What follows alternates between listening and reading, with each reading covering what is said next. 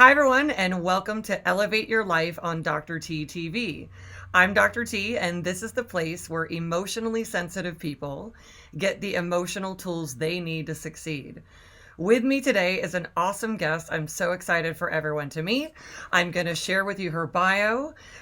This is Allie Armitage. And Allie guides forward thinkers to bring ideas to life in a way that is clear, emotionally aware, and reflective of who they are inside. As a writer, coach, and educator, Allie has collaborated with organizations like General Assembly, the Impact Hub, the Conscious Venture Lab, Curate Courses, and the Laudato Si Accelerator at the Vatican. I'll let you pronounce that, Allie, later. And many others, of course. She's also served as an adjunct professor at the University of Maryland's Academy for Innovation and Entrepreneurship, which is where she earned her bachelor's degree. Allie is trained in emotional intelligence, human-centered design, leadership development, and experiential learning design. She blends each of these areas into the fabric of how she works with clients, teams, and organizations. Allie's first professional foray was in the entrepreneurial world of the startup called WeBike, which she co-founded in 2007. Together with a team, she launched the first stationless bike share in the US in 2009. Through her own journey of bringing an idea to life, as well as working with hundreds of leaders and entrepreneurs across her career, she's developed a passion for inspiring others to bring their vision to life in a way that empowers them to grow and move our collective forward. Allie, welcome to the show. It's great to have you with us. Thank you. It's so wonderful to be here. I'm really looking forward to our conversation. So, I'd like to just start off with learning about your journey to be focused in these areas that you and I both share, the areas, particularly the areas of emotional intelligence. And I'm really getting the humanist that you are and the way that you're thinking about things. So what really brought you, to be into this realm of doing all of this leadership and coaching and everything? Yes, great question. And hearing you read my bio back, I was realizing, yeah, it's been a very meandering Oh, journey. oh. Someone would not logically connect those dots. But really, by necessity, I worked on this really fascinating project after college. That was the Spike Share program that we turned into a company. And after about 5 years, well, during that journey, I learned really quickly, and I think combined with my own interests, that how you relate with each other and with other people is fundamental to your success as an entrepreneur, and how you relate with yourself is 100% the driver behind your ability to grow a company and yourselves at the same time. And we ended up folding our company after about 5 years because my team and I didn't really know how to build a business. We were young, and we also hadn't done what I now realize is a lot of the inner work to understand, is this truly what we're aligned to do in the world? Are we the team to do it? So many of those important questions. I called it my MBA in entrepreneurship because you can really only learn those things by doing them.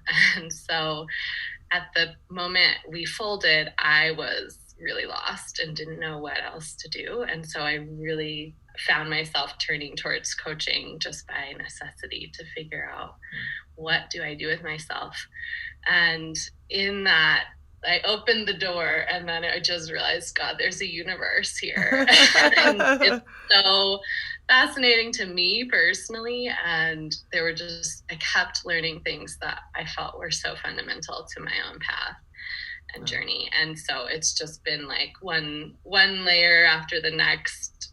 Coaching led me to emotional intelligence, led me to conscious leadership development, all kinds of tools that I just knew I needed to learn, and then found a lot of relevance for other folks that I was working with or came across. Well, so many things you're saying are sparking my interest. And one of them is, about doing the inner work, the emotional inner work that it takes to really be successful in life, but of course have a successful company, because counter to what a lot of people think when they're sort of hating their job or hating their life, and they're like, I'm just going to go do it myself so I can set my own hours and, be my own boss.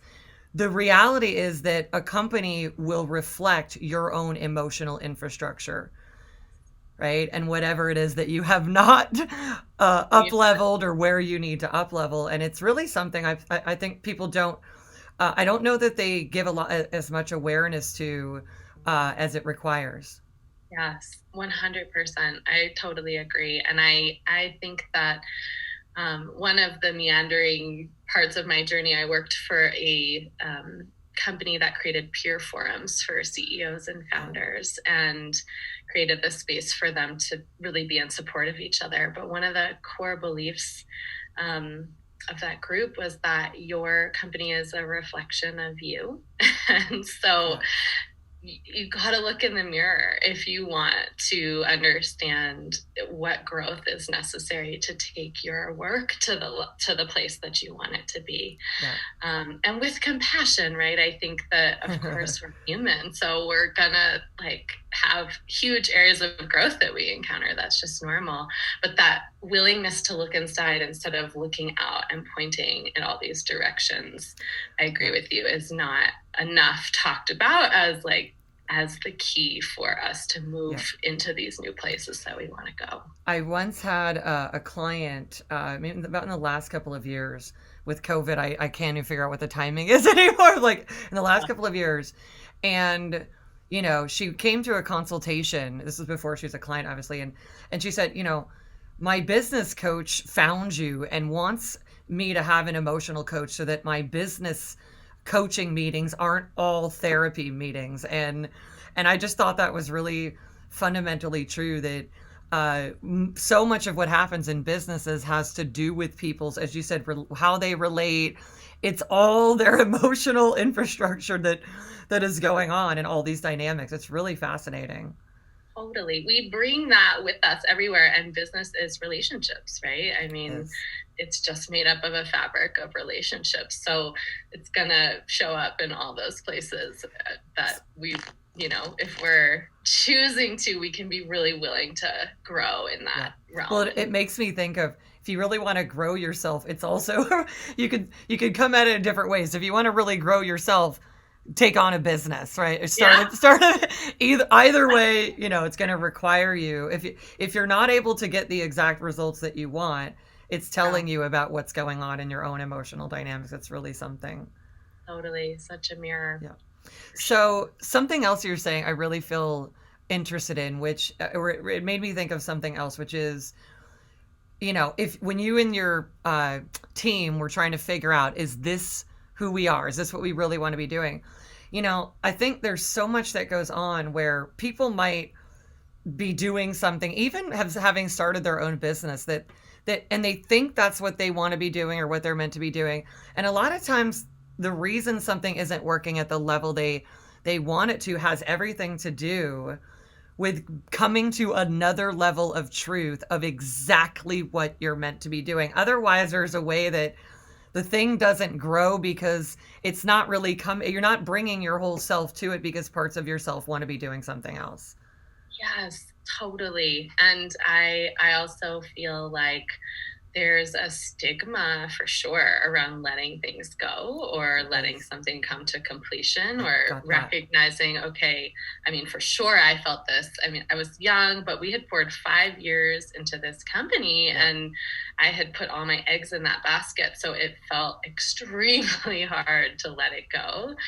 And it felt like a weight off my shoulders. And when you feel that sense of relief with something, you know that there's another truth, like you're really pointing to. And I was very lucky to be working with a mentor at the time who helped me place into context, these are experiences. If you're going to be an entrepreneur, you're probably going to have at least one of these not work out. And that's okay. That just is a part of your journey. You'll move on and experience new things, and it doesn't have to hold the shame that it could for not succeeding at something. Right. Well, even this story of failure, that this is like a thing rather than, you're doing things, you're getting results, That's your data. You understand this is the data I'm getting. And then I go into the next moment.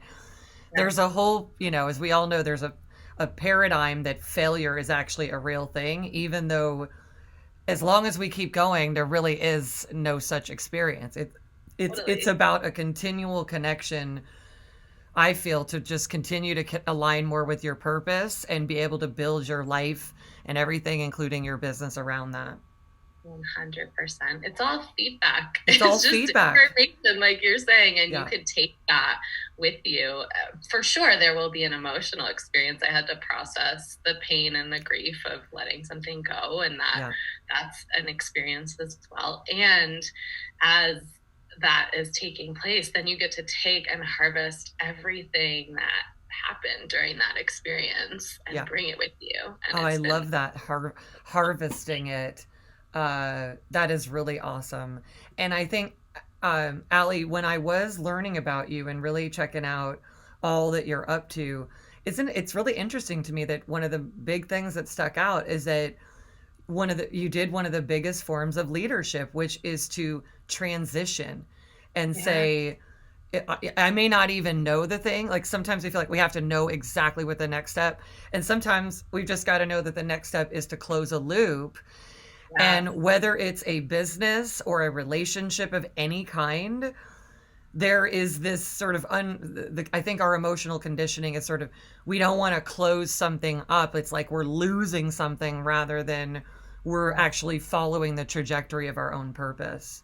100%. And I think too, one thing I've come to learn with time, because I feel like I've made many transitions since, where I just didn't know what the next step was going to be, but there was something within me, and learning to work with my emotions, work with my inner world, work with an inner experience, and start trusting the information that's there really supports the absence of any logical data, because you can start recognizing, wow, I'm getting such clear signs from this information system that this step needs to happen, that I need to let go of this business, or that I need to step into this whole new realm that I haven't explored before. And while there's no outer world data saying, yes, this is what you do, there's enough clear signs that we can trust that. In our emotional training courses and in my book, The Method, I talk about, my internal navigation system, and people refer to these as different things, our guidance system, our inner voice, and things like that. And over the course of, it's probably close to about 17 years now, where I made a decision to follow it, whatever it told me, right? Recognizing that there's a pattern that happens in humanity where somebody knows something, they feel what they're supposed to be doing something, or unfortunately it's often what I'm not supposed to be doing, which is a little confusing. And then they do something else, or, take a step that ultimately, had they just followed the navigation that was coming through, that would have led them to the thing that was going to be right for them, rather than this chronic search everybody is on for what's going to work for them. And when it's coming from your internal navigation system and the information you're getting there, to me, that feels like the template where you really can't get it wrong. Yes, totally. And the challenge, I think, is that it's like a relearning, because we're taught from such a young age to separate from it. So then we have to do all this work and relearning to just come back to what was already there, and we can trust it, and that it's not a scary thing. That is so true. Yes, I completely agree. The more, once we start getting in tune with that, we don't have to do as much of the deep, oh, what am I supposed to be doing in this moment, or where? And I'm so far off the mark of what I was supposed to be doing. You just keep refining. You don't go so far off the mark when you're actually following the prescription that is your own.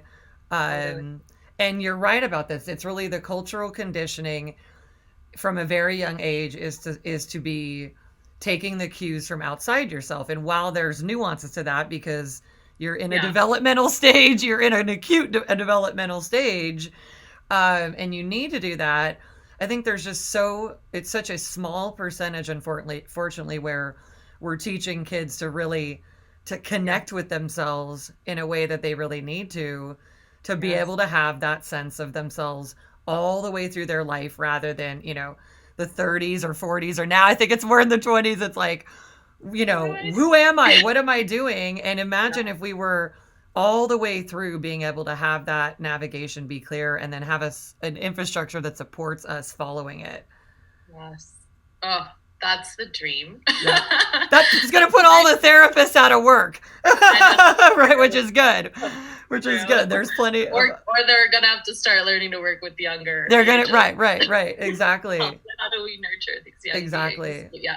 So thinking of all of that conditioning that that we're aware of and having studied, really gone into the area, which is I just think is the richest area there is, the area of our emotions and emotional intelligence and stuff like that.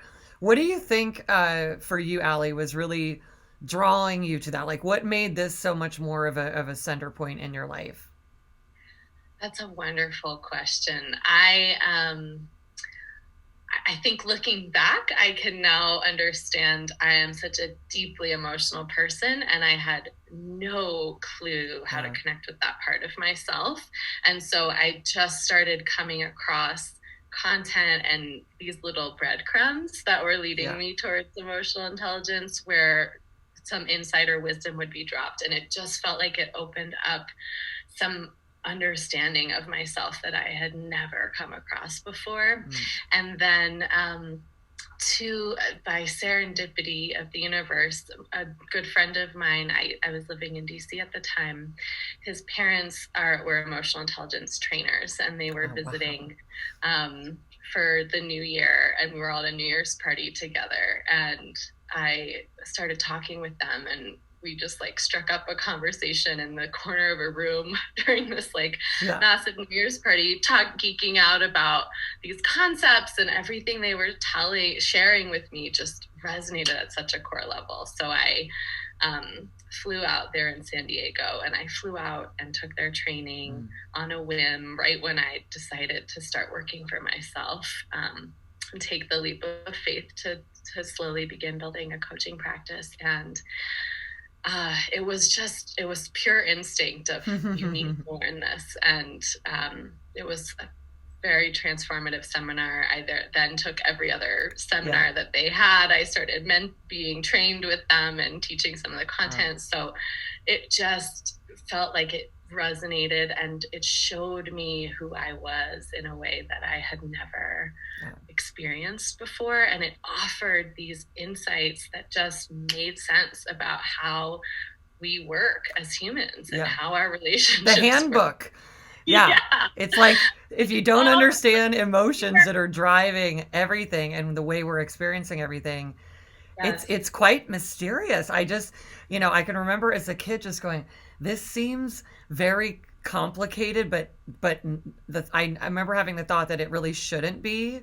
That out of anything that people should be investigating, that this would be, the thing. Because if you're in emotional pain, or you're in some emotional roller coaster, or just having life be more complicated than it should be, I just remember saying to myself, well, if nobody else is going to do this is a long time ago, 20 years ago, okay, I'm going to go ahead and focus on this particular area to understand it thoroughly, because it's the key to it's the key to everything I've seen not work out for people, including myself. And it's the key to, if this thing is causing so much struggle, the reverse is also true. Yes. Right? The reverse is also true. Yeah. True. I always feel like when I'm inside those spaces, the world makes sense to me. It does. And I just understand, well, this is how we can be. This is how life can be. It doesn't have to be the way that we're currently experiencing it, or the struggle and the fight and the, resistance we put up to our own development and growth that can really just open up and create more expansion. And that's being human, is trying to navigate between where we are and where we know where we're going. Yeah. So Allie, it feels clear to me that you're likely from the get-go an emotionally sensitive person. Yeah. Yes. And isn't it something I remember, awakening to the understanding of that and going, oh, this is why in families, right, there are some people like their entire experience of something is so much more emotional than like maybe one of their siblings or something. Um, and, just how intense life can be on that level. And it makes sense that it ends up navigating so many of us to go, what the hell is going on here? Yeah. How am I going to deal with this? Because, it starts to have a shelf life where things don't work if you don't understand the way that you work. Yes, it's so true. I totally agree. And I think too, um, it's hard to know your path if you don't understand That's that part right. of yourself, because it's very easy to, I found I've been in this constant like going down a path and then waking up and realizing, wow, there's this true part of me that needs to move in this direction Yeah. now. And I think that's Yeah. again the journey that we go Yeah. through.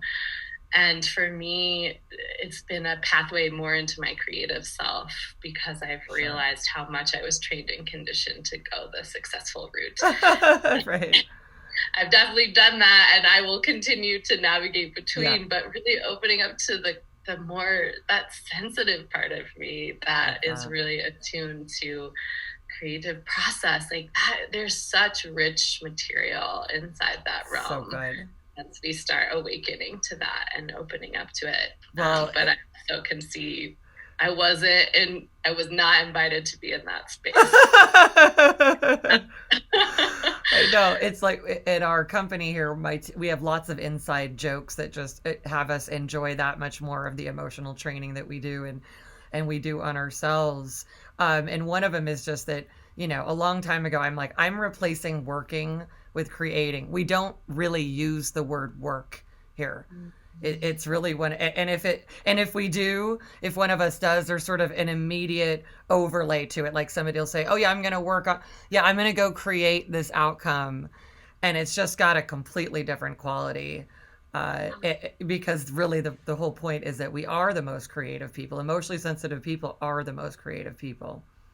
100%, totally. And I think when you I love that you all replace that word, because words are really powerful. And when you use the word create, it opens up process. It opens up the welcoming of failure or feedback from these other ways of being that is so fundamental to enjoying as well as creating really powerful things. It is. Enjoyment is a priority, of course, right? A big one.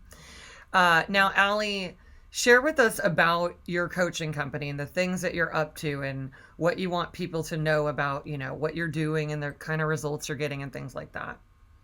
Yeah, well, it's always in morphous mode. I'm in a kind of new phase currently where I'm putting together a lot of the frameworks I've been, I think, intuitively working with clients around, that I'm calling idea birthing, which is like helping people bring their ideas into the world in this way that's very attuned to your inner world and to the process of creation. And so I'm really starting to work with folks in the stage of when an idea or a calling comes to you, but it's invisible and it's very nascent and it's super easy. I like to think of the metaphor of maybe a plant in the ground when you just put the seed in and you don't see anything for a while. And so how do you care for and nurture something that's trying to emerge for you without stomping on it or forgetting about it, or Abandoning most it. of us are like, it's so I do it, and I do this because I do it myself all the time, and I need this type of attention and focus on the things that call to us, really needing our care and love and awareness and then support. And so what I find through coaching is that most often folks just need to be able to say out loud, this is what I dream of doing, and have it mirrored back and have somebody else see it, because then it starts to become a little more tangible than it was otherwise. So yeah, I work with folks, not always in starting companies, but I have done a lot of work with folks who want to build something new, but also or write a book or make a pretty large life shift or path shift that might include more dramatic change than just what's the next step in the process. And we just really, a lot of the focus comes down into like the very nascent, what's emerging, what's coming out right now, how do we give that shape and form for you, and then have a container to hold space for it to grow over time. And inevitably all the emotional work will come. Our ideas call us into, and I use the word birthing because I think we grow with our ideas or callings or the thing on our path that's asking us to go somewhere new. It's like, okay, I gotta grow with that. And what does that look like? And how do I develop the awareness to see, oh, I'm being asked actually to practice a new pattern here. I need to learn trust, or I need to learn to vocalize something to other people in a way that I haven't before. So we bring in that awareness around what are you actually being asked to grow into through the process.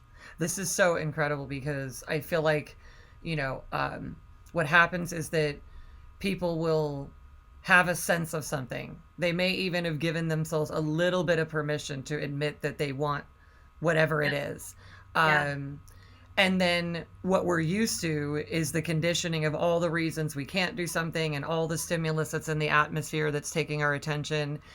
And, having done thousands of consultations at this point, one of the hardest questions is for people to answer what they really want.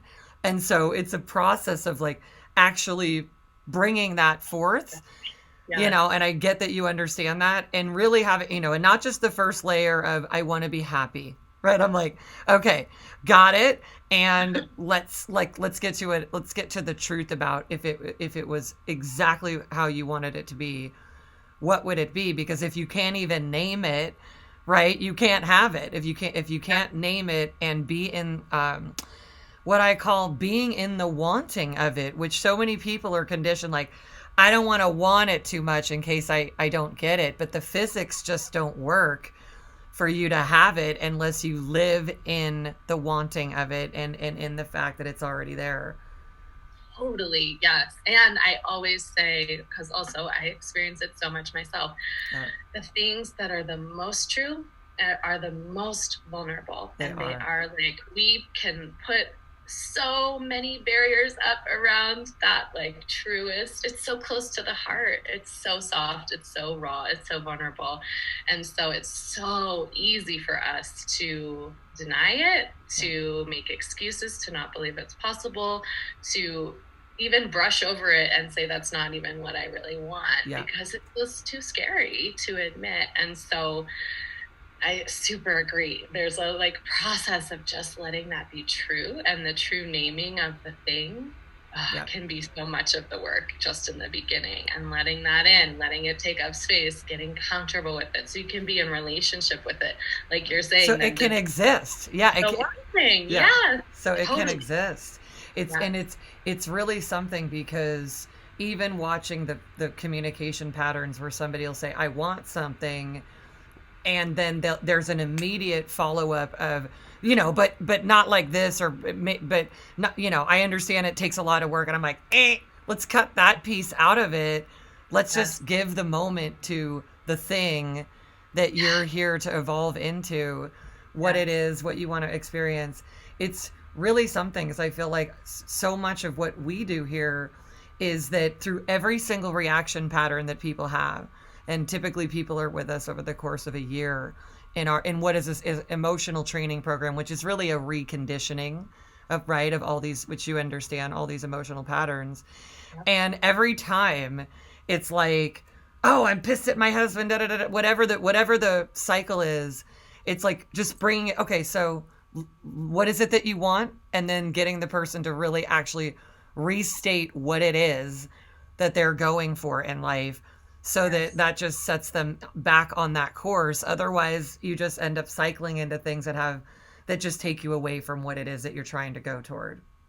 Totally. And something you were saying, I think a moment ago too, the energy that we're in and Yeah, the way we're in relationship with it, whether we like it or not, has a lot to do with whether we can move towards it. totally. And so Yeah, as just developing the ability to hold and come back to, this is what I want, and then doing the work with all the emotions or the resistance or the reactions that come up, yeah, that's the real work. Because then once you can hold something and feel like you can move towards it, it is mind-blowing how how things show easy up it on the is. path. You Yeah, feel the innate creativity start coming forward, possibilities yeah. emerge.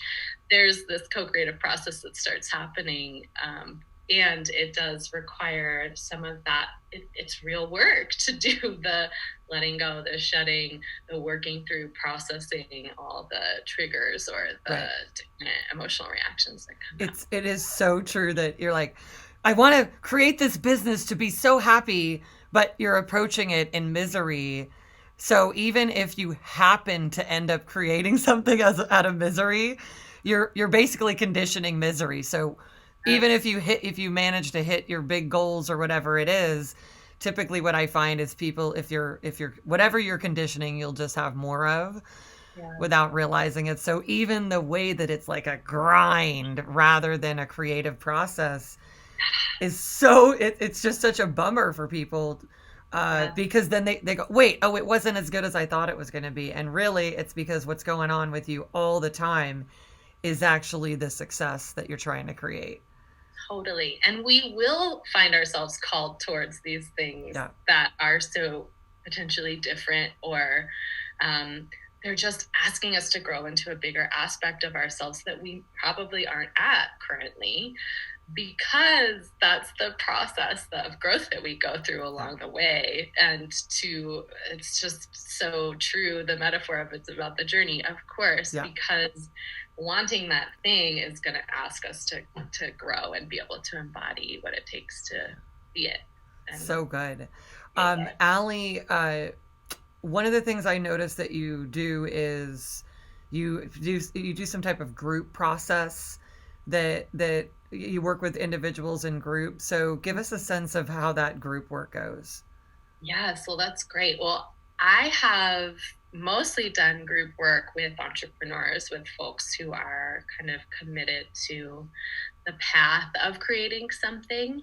And we do a lot of work around, in the beginning, creating a really relational, safe space where everyone gets to show up authentically, and we start recognizing, well, one, what do we need to co-create safe space together, because that's unique to all of us, and two, how do we start recognizing as a group we can really offer each other insight and Mm. perspective when we do the work of opening up to each other, that could help us grow and see our blind spots and see the areas that we maybe haven't yet tapped into. So I always start groups with the foundation of how do we just really create trusting space so that we can be there for each other. And I also find that as a facilitator or guide, most of my work is in the setting the tone and the container, because Yeah. then people really flourish and step in. And then we hold a process over time of doing the self-reflection work and continuing to bring forward what's the next piece that I can see that I need to move Yeah. into, and how do I move towards that, and then just share the feedback that comes Got it. each step along the way. Very cool. Now, what are the kind of results that people can expect from working with you? Right. This is for our emotionally sensitive audience. What are the Yeah. things that they can expect from either one-on-one work or group work? What are the outcomes? Well, I think that one of maybe the most, we don't always explicitly say it at the beginning, but I really believe it's a thread throughout, the relationship with yourself is an Yeah. outcome that's going to really shift, because no matter what in doing this work, it comes back to how you are relating with yourself, I believe. Yeah. and developing the compassion and the awareness to kind of hold yourself towards what you most want and recognize when it's time to grow, when it's time to just be gentle with yourself and develop the discernment, which I think is the most, that will create the most impact down the road, no matter what you do.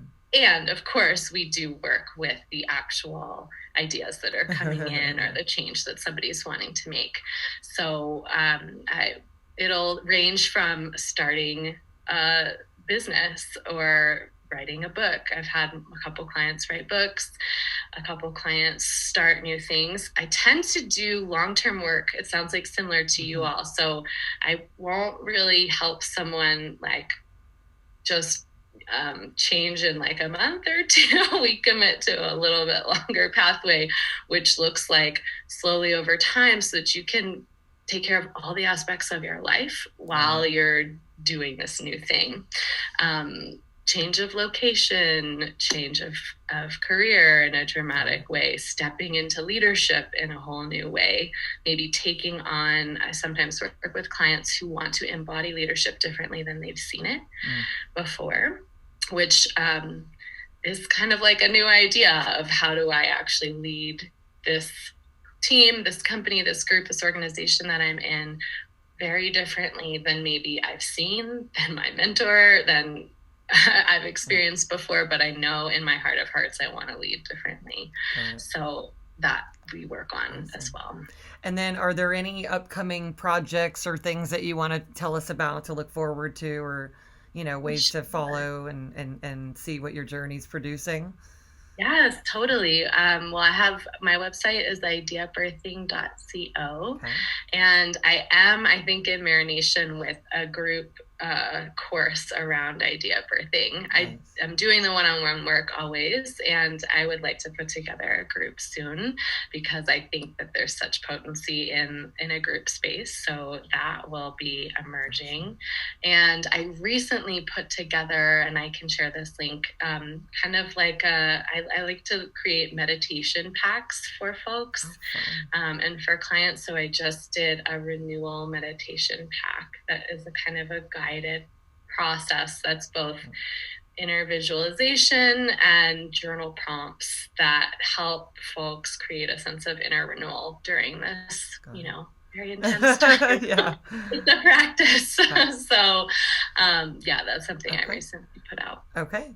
And, as we wrap up the show, one of the things that I ask everyone on the show is that if for some weird reason this was the last moment that you could give a message to the world, and this would be the message that people would take forward, and for years and generations to come, they would say, Allie taught us that.